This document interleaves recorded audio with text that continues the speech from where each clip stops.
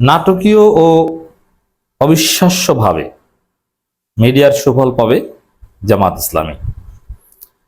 দর্শক, জামাতপন্থী মিডিয়া নাই, যা আছে ওটা ধৈঞ্চা। যেমন নয়াদিগন্ত এবং সংগ্রাম, ওটা কোনো পত্রিকার মধ্যেই পড়ে না। তাদের কোনো তাসির নেই, তারা কোনো ফটোকার্ড তৈরি করতে পারে না, যে ফটোকার্ড ভাইরাল হয়। তারা কোনো ভিডিও কন্টেন্ট তৈরি করতে পারে না, এবং কোনো একটা বিষয় ভাইরাল করতে পারে না, কোনো একটা কনটেন্ট ক্রিয়েশন, কোনো একটা এজেন্ডা সেট, কিছুই পারে না। এর মানে মিডিয়ার সংজ্ঞার মধ্যে নয়াদিগন্ত কিংবা সংগ্রাম পড়ে না। এটা কোন রকম কিছু কাগজ বিক্রি করে, কিছু সাংবাদিকদের রুটি রুজি ওইটার মধ্যে। কিন্তু এই ডিজিটাল যুগে সাংবাদিকতা বলতে যা বোঝায়, সাংবাদিকতার যে লক্ষ্য উদ্দেশ্য, এটা আমার দেশ করছে, প্রথম আলো, ডেইলি স্টার, কালের কণ্ঠ, এরা করছে, আরো অনেকে করছে। এমনকি ইনকিলাবের পারফরমেন্স, ইনকিলাব চূড়ান্ত পর্যায়ে দালাল এবং ফালতু পত্রিকায় কোনো সাংবাদিকতার নীতিমালা, এথিক্স অফ জার্নালিজম কিছুই মানছে না। তারপরও ইনকিলাবের প্রভাব জামাতপন্থী নয়াদিগন্ত কিংবা সংগ্রামের চাইতে বেশি। ইনকিলাবের বিভিন্ন নিউজ হিট হয়, উল্টো পাল্টা নিউজ, কিন্তু সংগ্রাম কিংবা নয়াদিগন্তের কোনো নিউজ হিট হয় না। তা আপনি যদি ডিজামিনেট করতে না পারেন, আপনারা যারা জার্নালিজমে পড়েছেন সেখানে ডিজামিনেশন অফ নিউজ একটা কথা আছে, আপনি যদি ডিজামিনেট করতে না পারেন তাহলে আপনার সেই নিউজের কোনো ভ্যালুই নেই। এবং সে নিউজ মানুষের মনের উপর তাসির সৃষ্টি করতে হবে, মানুষকে বিশ্বাস করাতে হবে, বিশ্বাসযোগ্য করে তুলতে হবে। কোনো কিছুই করতে পারছে না। এর মূল কারণ হচ্ছে অদক্ষ লোক, দক্ষ লোক নাই। যেখানে এক একজন সাংবাদিকদের বেতন কোনো কোনো নিউজ পেপারে 60,000 টাকাও আছে, ওই পোস্টে নয়াদিগন্তের বেতন 25,000 টাকা। যার ফলে দেখা যায় যে নয়াদিগন্তে চাকরি করে একজন সাংবাদিক যখন একটু দক্ষ হন, তখন তিনি অন্য হাউজে চাকরি খোঁজেন, এবং অন্য হাউজে চাকরি পেয়ে গেলে ভুলেও নয়াদিগন্তের নাম নেন না, কারণ বেতন নাই। পত্রিকা, সংগ্রাম পত্রিকাকেও আমরা হিট বানিয়ে দিতে পারি। সংগ্রাম একদম ফার্স্ট ক্লাস পত্রিকা হয়ে যাবে, ইত্তেফাক বা এই টাইপের। কিভাবে? দক্ষ লোকবল নিয়োগ দিলেই হবে, ভালো টাকা বেতন দিলেই দক্ষ লোকবল অটো পাবেন আপনি। সহজ হিসাব, এটা নিয়ে কোনো গবেষণা দরকার। হ্যাঁ, আপনি বেতন দিবেন না। যেমন জামাত ইসলামের বিভিন্ন রিসার্চ উইং আছে, জামাত তাদেরকে বেতন দেয়। এর চাইতে থার্ড ক্লাস এবং নিম্নমানের কোনো প্রতিষ্ঠান আর হয় না। কেন হয় না? কারণ সেখানে কোনো দক্ষ লোক নাই, একদম নিচু লেভেলের লোক ওখানে কাজ করে জামাতের বিভিন্ন ইয়ে। কেন?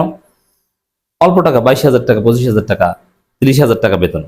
অথচ যে পোস্টে 30,000 টাকা বেতন, ওইখানে বেতন হওয়ার কথা ছিল 1,20,000 টাকা। আর যদি হতো তাহলে দক্ষ লোক পেত।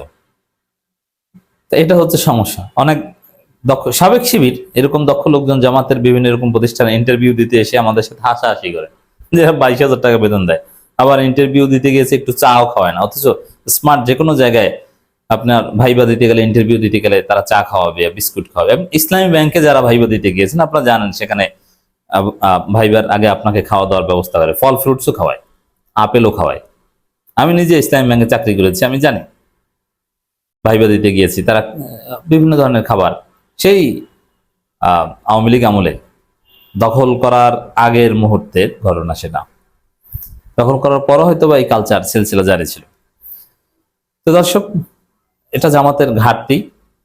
আর মিডিয়া ক্ষেত্রে জামাতের দুর্বলতা নিয়ে আমরা নানান কথা বলছি, যা আছে তাও খারাপ। এবং দিগন্ত টিভি চালু করা সম্ভব হয়নি টাকা পয়সা সংক্রান্ত জটিলতার কারণে, শেয়ার সংক্রান্ত জটিলতার কারণে। এটা খুবই দুঃখজনক যে জামাতের মতো একটা বড় দল, তাদের মধ্যে একটা টেলিভিশন চ্যানেল থাকবে না, একটা কার্যকর নিউজ মাধ্যম থাকবে না। আর টেলিভিশন চ্যানেল একটা ছিল, সেটা অনুমোদন পাওয়া সত্ত্বেও চালু করতে পারলো না। এর চাইতে দুর্ভাগ্যজনক আর কিছু হতে পারে না। কেউ কেউ আবেগে এরকমও বলছে, আরে ভাই, আমরা ভিক্ষা দিব, আমরা সবাই মিলে, দেশে বিদেশে সবাই মিলে কিছু টাকা দেই, বা যত টাকা লাগে দেই, আপনি চালু করেন দিগন্ত টিভি। কিন্তু চালু করার কোনো সক্ষমতা বা যোগ্যতা হলো না। অথচ সরকারি কোনো বাধা ছিল না, লাইসেন্স ফিরিয়ে দেওয়া হয়েছে, সবকিছু ফিরিয়ে দেওয়া, যন্ত্রপাতি সংক্রান্ত জটিলতা ছিল এবং শেয়ার সংক্রান্ত জটিলতা ছিল, বাট এটা ওভারকাম করে চালু করতে পারলো না। হ্যাঁ, এটা দুর্বলতা, কিন্তু এই দুর্বলতার মধ্যেও কিছু ভালো দিক আছে, এখন এইটা আমি বলবো। প্রথমে যে জামাত অনেক কিছুই বোঝে না, এটা ঠিক, আবার কিছুই বোঝে না তাও না। যেমন মিডিয়ার যে দুর্বলতা, এটা তারাও ফিল করে যে মিডিয়া থাকা উচিত ছিল। আবার এর কোনো বিকল্প চিন্তা যে একদম নেই তা না। যেমন জামাত প্রায় ক্ষমতায় আসতে যাচ্ছিল, এখন ক্ষমতায় এসে তারা কিভাবে কি করবে এগুলো কি তারা কিছুই জানতো না? জানতো, অনেক কিছুই জানতো। মিডিয়ার সাপোর্ট ছাড়া কি ক্ষমতায় টিকে থাকা যায়? না।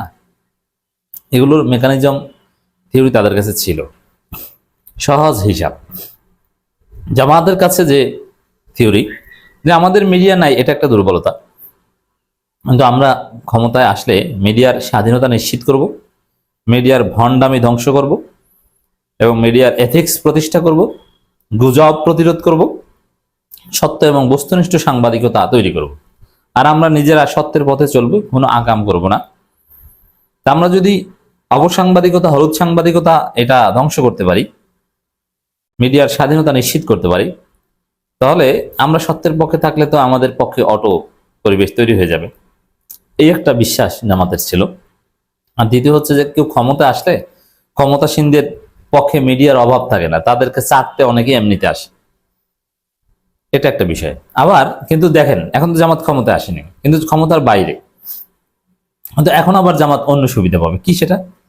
যেমন বিএনপি তো আর সৎ না, বিএনপি তো আর ভালো না, বিএনপি খারাপ, বিএনপি ভণ্ড, বিএনপি দুর্নীতি করে, বিএনপি প্রতারণা করে।